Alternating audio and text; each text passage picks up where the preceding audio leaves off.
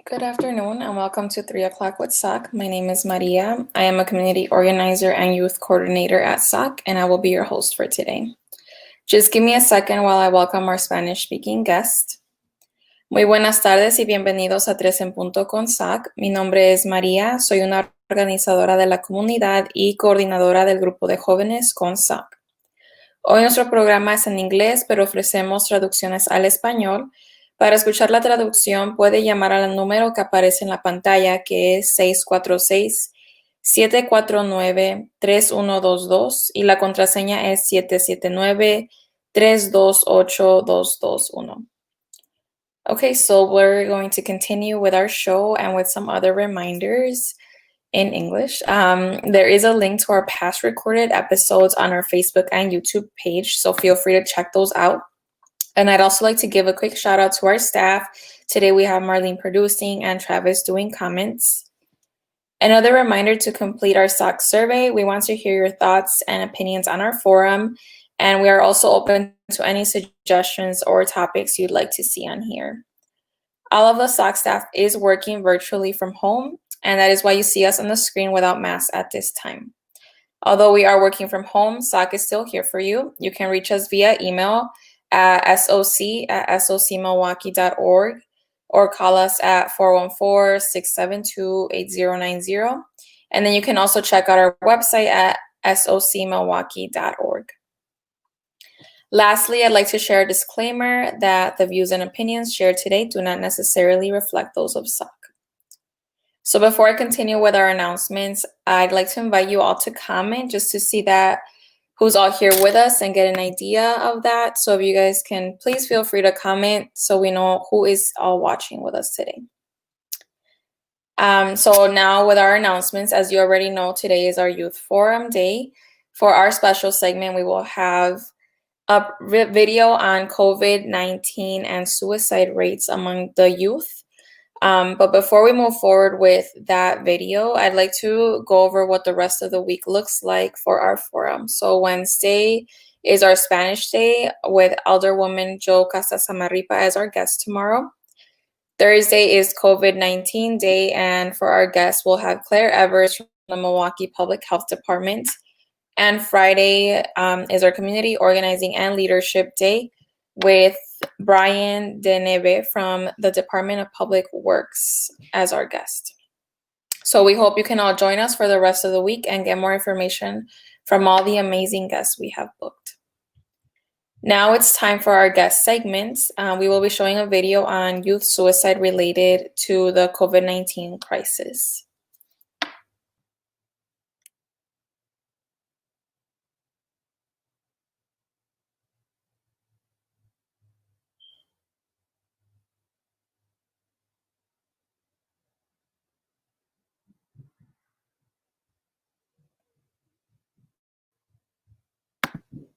I'm not sure if you can hear that. Just one second.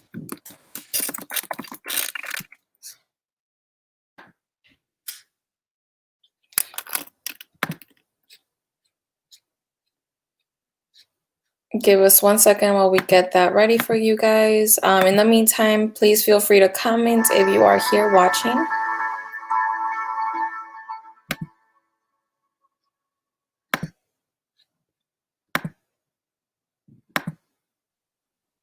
Let me try and try this one more time. The effects of the coronavirus quarantine are being strongly felt by many families. Right now, kids are missing out on birthday celebrations and spending time with their friends. Teens are missing out on sports tournaments and high school graduations. Thousands of families are experiencing grief and loss because of the death of loved ones. And the challenges of normal life still continue. It's no wonder that some of our children are experiencing depression and anxiety right now. And unfortunately, some are even considering suicide. How can we help our children handle the stresses of this crisis in a way that will encourage them and steer them away from suicidal thoughts? Focus on the Family licensed counselor, Tim Sanford, is here to help us answer those questions. Hi, Tim. Hi, Carol. How are you doing today? Doing great. Thank you. Great. We're so happy to have you with us and looking forward to asking you some questions about these topics today. Good, thank you. So, our first question is, why would a young person want to end his or her life over something that will probably be over in just a few months? Carol, part of that is we've got to remember two key components to teen and suicide is first, there's a sense of pain, disappointment, crisis that's here. It could be relationships. I can't see my girlfriend, or I didn't make the football team, or I didn't get All-State in music. I don't have a graduation. Some kind of a disappointment, pain, letdown, bummer, or several of those. The second component then that's key is impulsivity. Teens generally don't calculate, plan out, pick a date, a strategy on how to commit suicide. It's much more of an impulsive reaction to things. What the coronavirus epidemic has done is added a lot of straws to the camel's back, as we would say, because I can't see my friends. If I'm a senior, I don't get graduation this year, and I don't get all the gift cards for graduating, and I haven't seen my boyfriend in 3 weeks, and those add up, and it just feels like one too many or two too many. That impulsivity kicks in. I go, I can't handle this forever. I'm done, and I'm gone. And that's where the thinking comes into play. What we found out too, though, is if you can hold on to that teenager, keep them safe, and help them grounded to the present tense as best you can, in 24 to 48 hours, that impulsivity will generally subside enough to where they're no longer actively suicidal. What should a parent be watching for that might indicate that a child is feeling suicidal? And that you're going to be looking for major changes in their eating patterns, major changes in their sleeping. Yes, they're home, so they have access to the fridge 24/7. So, but think about it compared to if they were home for Easter or spring break in the summertime. Is there major changes in their eating and sleeping patterns? Second thing, is there major changes in their personality?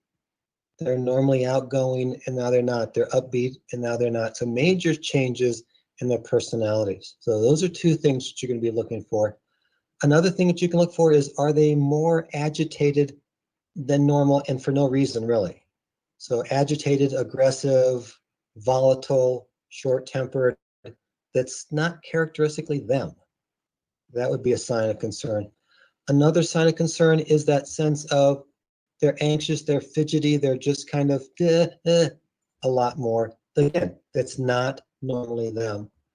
And finally, if they're just kind of giving up on keeping connected with their friends. Fortunately, with social media, they can keep connected with friends pretty well. But if you see that starting to fade away fairly quickly and fairly dramatically, that would be another sign of maybe there's something here. Those are some great things to keep an eye out for when we're interacting with our children, for sure.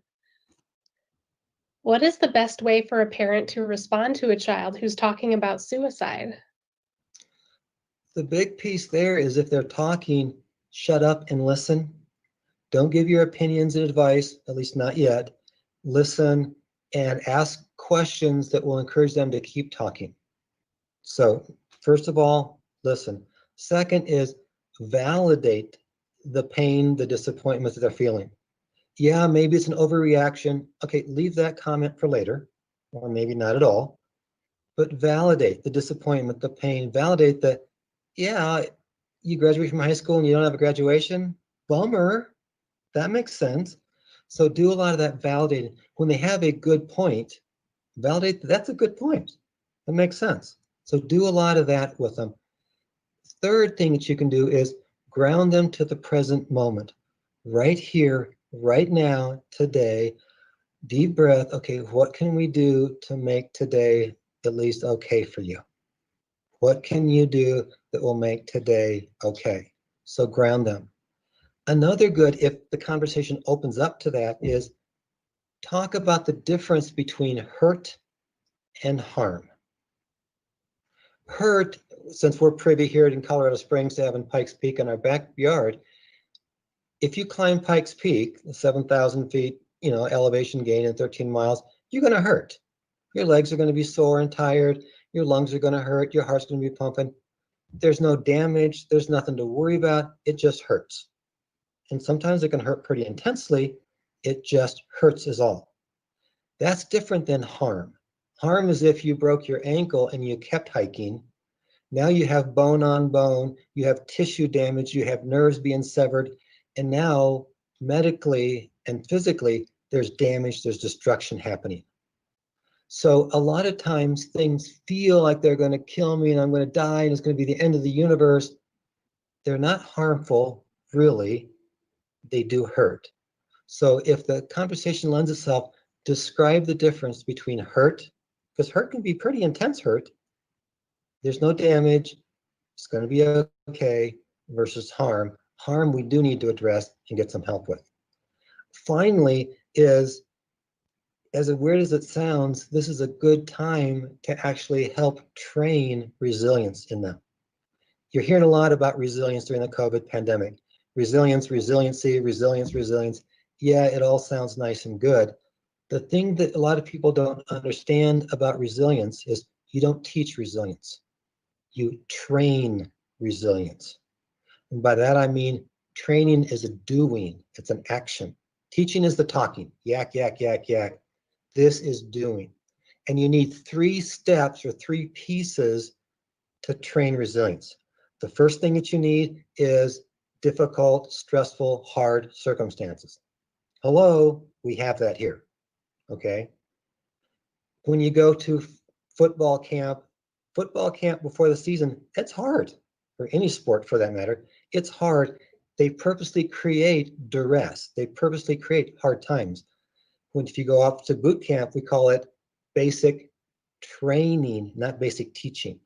They'll teach you later things. This is the training. The reason I make that point is the training is you're working on the downstairs part of the brain where we have our fight or flight, our procedural memory. We're training that part of the brain. The upstairs brain where you think, you have opinions, you agree, disagree, that's not where resilience lies. So you have the difficult times, which is now, and then the second component is you purposely then introduce the healthy, correct, accurate behavior patterns to act out in a time of duress. Again, not teaching, it's the deep breath, it's the be calm, and you practice that, you practice. It's also the, okay, what can I do today? Not tomorrow, but today. What can you do today? So the deep breath, you stay calm. The what do you do today? And thirdly, it's that long-term, this will be over, ride out the storm. It's not the end of the world. And so you train. That's a training in your thinking. That's a training in your actions. And the third component then is you train enough that it becomes kind of automatic for you. So whether you're a musician, you practice that musical piece over and over and over, and you can play it in your sleep. And your siblings hate it because you play it so much. That's that training and drilling. That's what we need for resilience. It's not talking, it's not teaching, it's training. And so if they are kind of in that talking about suicide, this is actually a great time to introduce, here's how you train to be resilient. How can a parent help a son or a daughter who's already depressed and anxious from getting worse and becoming suicidal? Carol, let me separate both those out and talk about them one at a time. With depression, if they are depressed and if they're on medications, make sure they're taking their medications as prescribed. Because part of depression is I can kind of give up and quit and just quit taking my meds and not care. So if they are on medications, it's important that you keep them on the medications. We have a saying with chronic pain patients, as it also applies to depression, is motion is lotion. Get them physically moving. They may not go on a 6-mile run with you, even if it's just walking aimlessly around the house.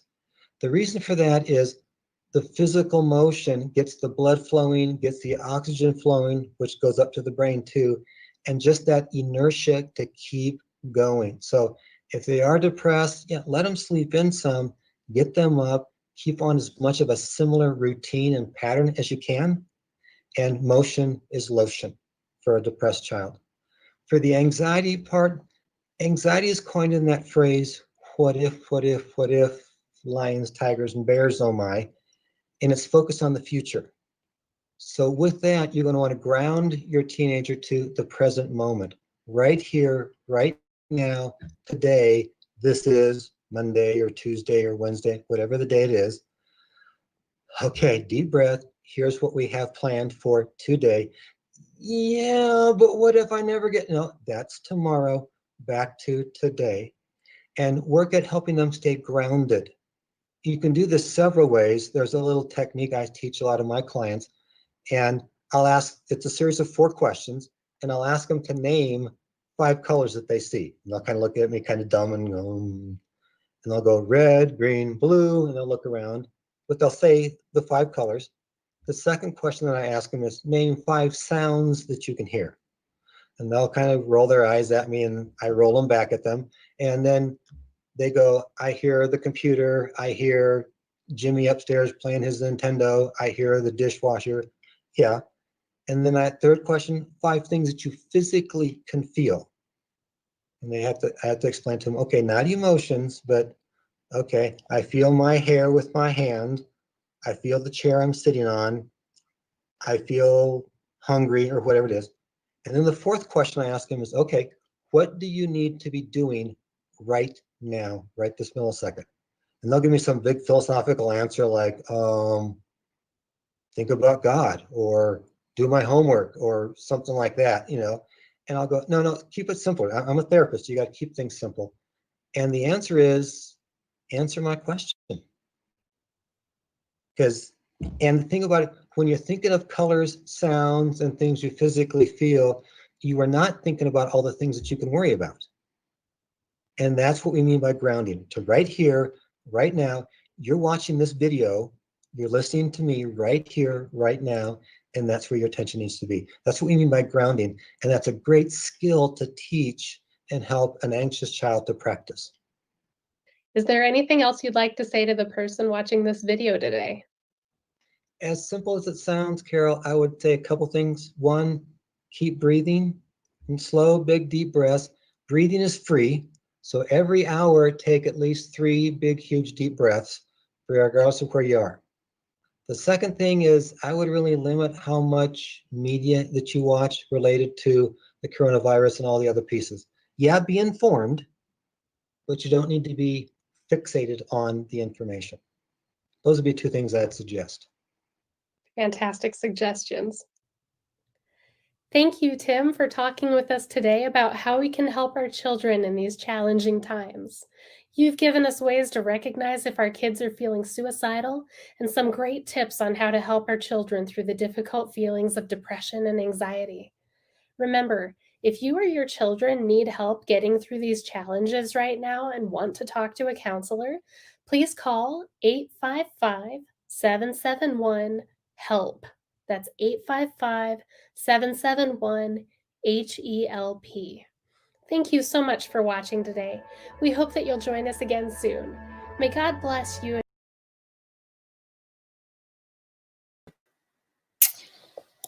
Thank you for that video. So we did have a question on the comments while the video was playing from Stacy, asking, are there any youth grief counseling here in Milwaukee? And so we found a couple of sites on NAMI.org, and then also some youth support groups that have youth support groups, and then as well as Children's Hospital links, which are here as well in the comments. And then we also provided with a suicide hotline number in the beginning of the comments, which Travis provided for us. Thank you, Travis, right there. So if you guys have any other questions, there's also the Walker's Point Community Clinic that has mental health care counseling. And then you can also request to see psychologist Leslie. So if any of you have any more questions about this, you can feel free to comment or let us know and contact us so that we can get the right information for you all. So next up, we will have our COVID-19 related segment with Marlene.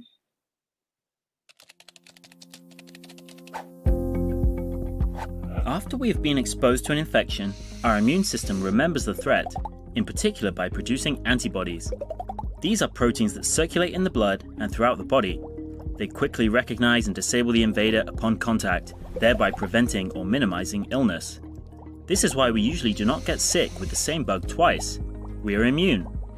Vaccines mimic this process, encouraging the immune system to make antibodies without us having to go through the illness.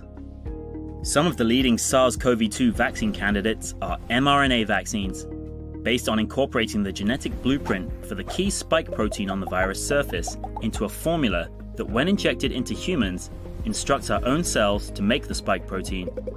In turn, the body then makes antibodies against the spike protein, and they protect us against viral infection. This strategy is faster than more traditional approaches, which often involve generating weakened or inactivated forms of a live virus, or making large amounts of the spike protein to determine whether they can prompt an antibody response. Once a potential vaccine is discovered, a number of checkpoints exist before it can be administered to people. First are preclinical tests, which involve experiments in a laboratory and with animals. Scientists must ensure the vaccine candidate is not only effective, but also safe. For example, an antibody response to an imperfect vaccine could, under extremely rare circumstances, end up increasing the danger of becoming infected. When the potential vaccine achieves the necessary preclinical results, clinical trials can begin in a small group of people. As the vaccine candidate advances, it is tested on increasing numbers of people, with scientists and doctors closely monitoring safety, efficacy, and dosing. Upon successful completion of clinical trials, the vaccine candidate must be reviewed and approved by regulatory agencies such as the FDA before large-scale manufacturing and distribution gets underway and the licensed vaccine is administered widely.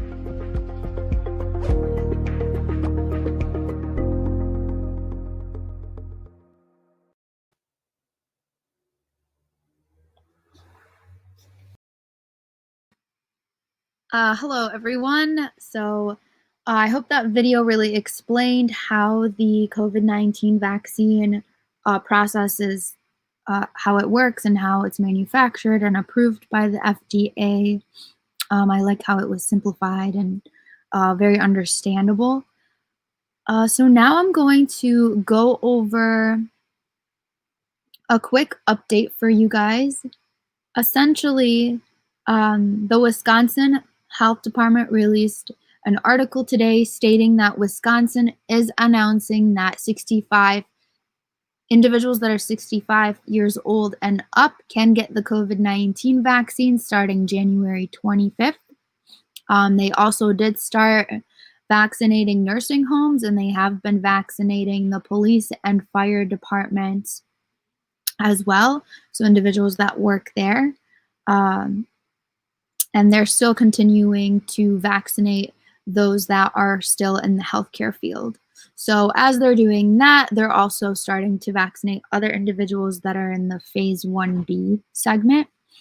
So that being said, I want to just let everyone know that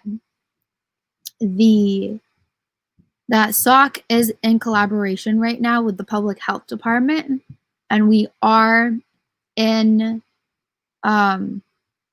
we do have lead testing kits available for you guys. Not lead testing kits, lead filter kits, and lead. So essentially, they're lead filters that you attach to your faucet, and then it filters out your water. It takes out all of the lead that's in your piping. And we also have lead cleaning kits that we will also give to individuals that do get a lead filter. Essentially, the lead cleaning kits have duct tape and instructions of how you can remove and properly clean your lead paint off of your windowsills. And it also provides you with a Swiffer duster and some gloves and masks, etc. And there's also instructions on how to do that, and we'll be sharing even more videos on exactly how you should be doing that.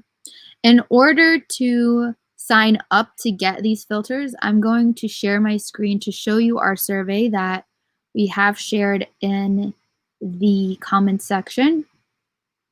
This is our survey to register for the lead filters. So there are 3 requirements that you can meet in order for you to get a lead filter, a lead water filter for your home.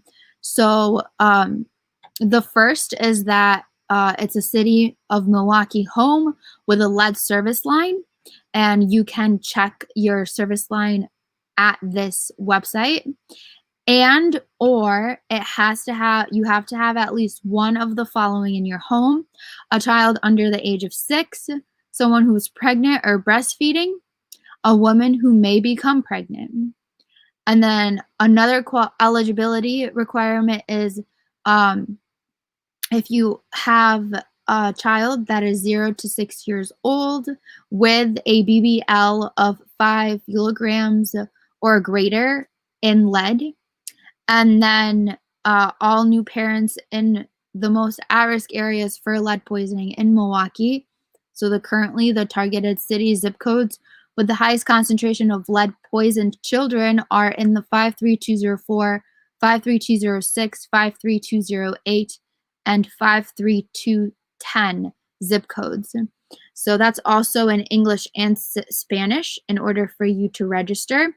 And then one of us, either me, Maria, or Travis, will be contacting you in order for you to let you know your next moves. So you will put in your name, your address, your zip code, your email address, and your phone number. The next question will be, please check the following that applies to you. So you're going to check if you are eligible for one of the requirements. Like I stated above, I went over those 3. And then you're going to state how many children under 6 years old live in your home. If you would like a faucet or a pitcher filter, essentially this will determine for faucet filters, we will need individuals to take a picture of the faucet filter and then either email it to me at marlene@socmilwaukee.org, or you can you're going to be emailing it to us. Or if one of us does reach out to you, you can send us a text and we will let you know if your sink format, if the way that your sink looks and the way that it's presented, if it fits the faucet filters that we have. If it doesn't fit the faucet filters that we have, we would then recommend you to just get the pitcher filter. And we have about 30 faucet filters and about 30 pitcher filters available for those that do meet these eligibility requirements and live in Milwaukee. So yeah, essentially we'll end with saying, like, thank you for your interest in a lead filter. We'll be following up with you and letting you know what your next steps are. So this is the survey that you can use in order to get a lead filter. Once you fill that out, then I will be reaching out to you, and one of us will then ask you to send a picture of what your faucet looks like, and then we'll move on from there to see which faucet filter works for you. Pitcher filters are also available, and then we'll also give you a blue bag that has all of the lead paint cleaning supplies for you to use. All of this will be delivered to your doorstep by one of our organizers. Yeah, that's pretty much it. And then another update I have is that SOC is a hub for mass distribution now. So one thing that we will be doing in the coming week is we will be distributing masks to Lincoln Village and Mitchell Street small businesses. So individuals that do have small businesses in those areas, just keep a lookout for SOC staff who will be leaving boxes with your the owners of those stores. We have about 6,000 of those. So we have 3,000 cloth masks for adults and 3,000 cloth masks for children, and they're really nice masks. They're very good quality and colorful. That is my COVID-19 update. Thank you. Thank you, Marlene, for your update. So all the links especially for the filters that Marlene was talking about are on the comments section. So feel free to check that out and fill out that survey so that we can get those to you as soon as possible. And then next up, we will have our civic update with Gabe.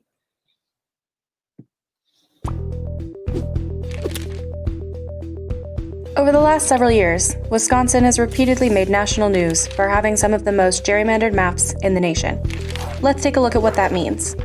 State lawmakers represent the people who reside in a defined area called a legislative district.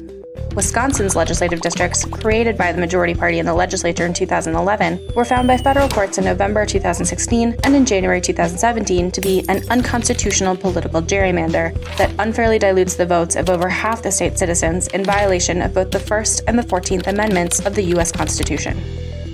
The current partisan map was purposely drawn to favor one political party. Using computer modeling and sophisticated data algorithms, legislators in the majority party pack voters of the opposing party into as few districts as possible, so the minority wins big in those districts, but doesn't win many overall. On top of creating some oddly shaped districts, this also sets the stage for extreme partisanship. Elected officials don't hear from constituents with other points of view because they've all been drawn into other districts. In fact, the districts have been drawn to so heavily favor the incumbent that new candidates don't even bother to run for office. In 2016, 38 of 99 state assembly candidates ran unopposed in the general election. For democracy to thrive, we need competitive legislative districts and real elections.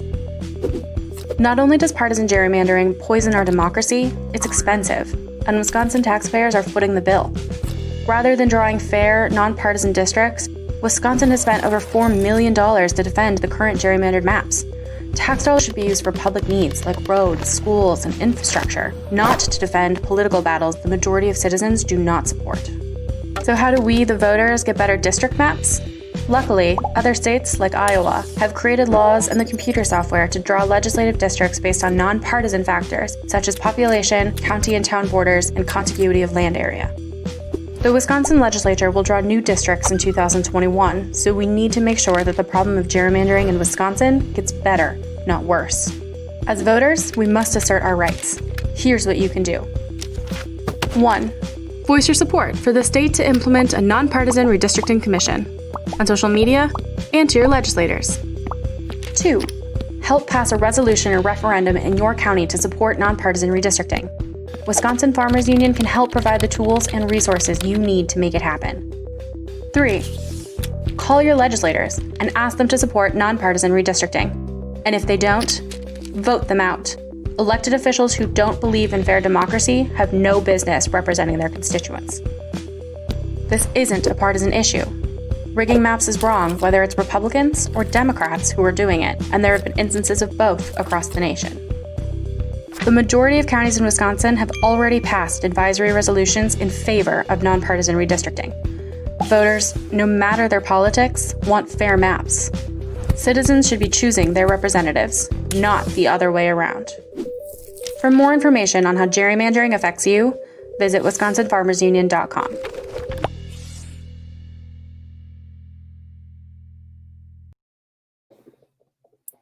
Thanks to Gabe for choosing that really informative video that she did speak about this subject specifically yesterday as well. If you guys want to go back and look at past episodes, you can check out the one from yesterday.